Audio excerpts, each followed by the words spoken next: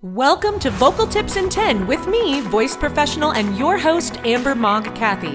The show where every week you'll get actionable tips in vocal technique, artistry, health, and more, all in 10 minutes or less. Your best voice is just a tip away, so let's go. Hello, friends. Today we are starting this episode with a little bit of story time. A look back at little Amber. I probably shouldn't say little Amber. I was 5'11" then, just like I am now. Younger Amber. I was a senior at Berklee College of Music, so I was performing, singing multiple hours a day in school. I also played in an acoustic trio in the evenings that toured all around the Northeast. I was the lead singer. I played rhythm guitar, and then I sang on a cruise ship that cruised around the Boston Harbor. And those gigs were multiple hours long, singing, every cover under the sun. So I was doing a ton of singing, and I knew I was using good technique. I was very aware of my vocal budgeting. I was in the middle of training my voice, surrounded by great people giving me great advice. My voice just was getting tired more and more easily. I also found that my upper range specifically was first getting kind of breathier and airier than it normally was. Then I had a few notes that were not always there for me, and I started to really get worried, like, what is going on? So I went to my general practitioner. They then said, you know what this sounds like? It sounds like you have bad allergies. And I thought, well, I've never had that before, but whatever it takes to help me so I can sing fully and feel and sound like I normally do, I'll do it. So they started me on allergy medicine. It didn't help. Fast forward to, they were getting ready to put me on breathing treatments for asthma, but just wasn't making sense to me. So I thought, I want to go to the voice clinic and I want to have a laryngologist actually look at my vocal folds and make sure everything's okay, because that was the biggest symptom. Had gunk in my throat. I was clearing my throat a lot. It was worse in the morning, breathiness, fatigue, all of those things. So I went to have my vocal folds looked at by a laryngologist, nervous as can be, thinking, I don't know what I did wrong, but something is going on. And they looked down at my voice and they said, oh, your vocal folds are totally healthy. They're just hugely swollen and irritated from, it looks like, pretty significant reflux. I was so surprised by that. I guess I should say I was thrilled that I had healthy vocal folds, but I didn't have any of those symptoms that you're supposed to get when you have reflux. I wasn't having heartburn and burping, indigestion, discomfort in that way. My only symptoms were affecting my voice. And that's when they let me know about silent reflux. And it's something that a lot of singers deal with, GERD and silent reflux. I get so many questions about, what do I do when I'm a singer and I'm struggling with reflux? So first, let me tell you a little bit about what silent reflux is. You likely have heard of GERD before, gastroesophageal reflux disease. We have many commercials in the United States all about medications you can take if you have an upset stomach, indigestion, heartburn, all of those symptoms.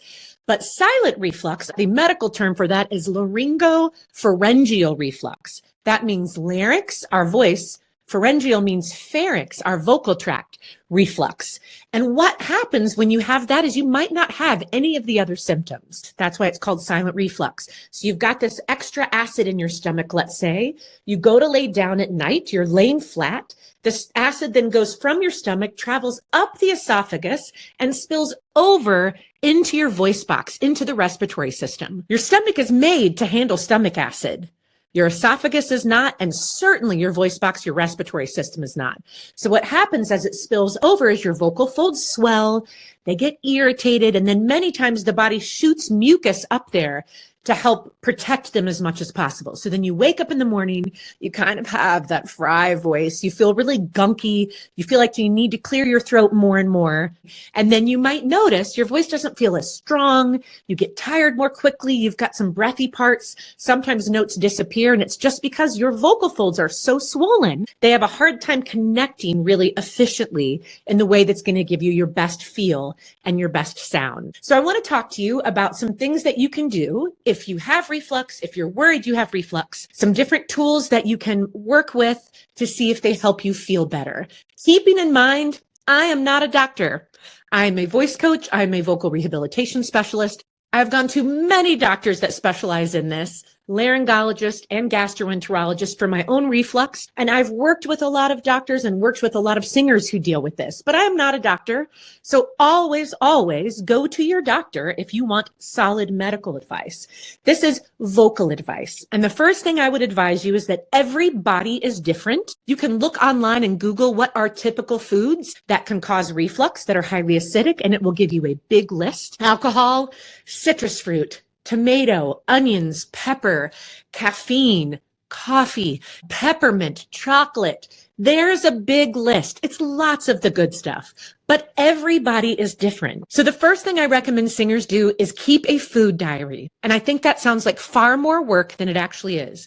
That means open up your notes app on your phone, jot down what you eat. If something bothers you, make a note of that. So if you have orange juice in the morning, you go to the gym and you're like, oh, I kind of have heartburn pain. Or you have something at night, you wake up and you're extra froggy and gunky and possibly got hit by reflux. Note what those foods are. Try and take them out of your diet for a while. See if it helps. It's really all about what works for your body and your voice. I know the foods that bother me. I stay away from them generally.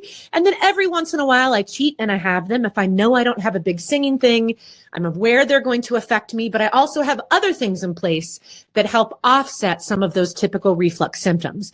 A huge one for me having silent reflux is sleeping with the head of my bed elevated. There are bed frames that can elevate to all different kinds of angles, all those smart number bed frames and all those different types of things. Those are fantastic. I don't have one of those. What I did is I went to a Lowe's out to their garden area and I bought 5-inch cement pavers. So just little stones that are made to go in somebody's garden or to pave a pathway. And I slid them under the feet at the head of my bed. So the right foot, the left foot, and kind of in the center. So our entire bed leans about 5 inches up at the head of the bed. For the first couple of nights, my husband complained because we would wake up and the covers would be at our waist. But then I think we just got used to holding them up. We can't even feel a difference now. We're completely used to it. The only time I feel it is when I go to a hotel and I go to lay flat and I'm like, whoa, this feels weird. But with that elevation, if I've got extra acid in my stomach and it goes to move up, it can't. I'm lifted up. Gravity stops it. So it saves it from moving up the esophagus and spilling over into my respiratory system. The other thing you can use is a body wedge. I use that when I travel. It's not just elevating your head. I have singers who are like, I sleep on 5 pillows now, Amber. My reflux is just as bad and my neck is all jacked up. And I'm like, well, yes, just lifting your head does nothing from keeping the stomach acid going up your esophagus and spilling over into your larynx. You need to elevate yourself from the waist up. And a body wedge is exactly that. It's kind of shaped like a ramp and it's most narrow at your waist. And then it lifts you higher and higher. So again, you are sleeping elevated. Just that really, really helps me and has really helped so many others. Another thing to be aware of is tight clothing around your belly.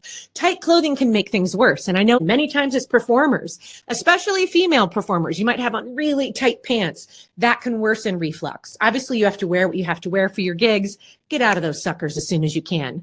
Give your body a chance to fully expand and contract like it needs to, potentially not squishing everything, elevating those reflux symptoms. As far as medications, again, always talk to your doctor. I have tried everything from I used to drink aloe vera juice.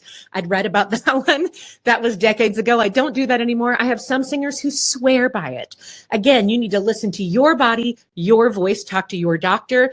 Didn't do a thing for me. One of the medications I like, and this is over the counter, something you can try, is called esophageal guardian. And all that it does is it creates kind of like a sponge barrier at the top of your stomach. So that acid wants to go up the esophagus, but it can't because that sponge barrier is there. I now take that if I eat or drink something that I know is going to bother me. I try not to eat or drink for multiple hours before I go to bed. That's another biggie. Give your body time to already digest everything you have ingested for several hours before you go to bed in an ideal world. When we are performing late night gigs, that's not always the case, but just do the best you can. You'll find that that can be helpful. But if it's something where I have to eat closer to bed than I would like, I eat something like salsa that I know might bother me, but I love it. I'll take an esophageal guardian.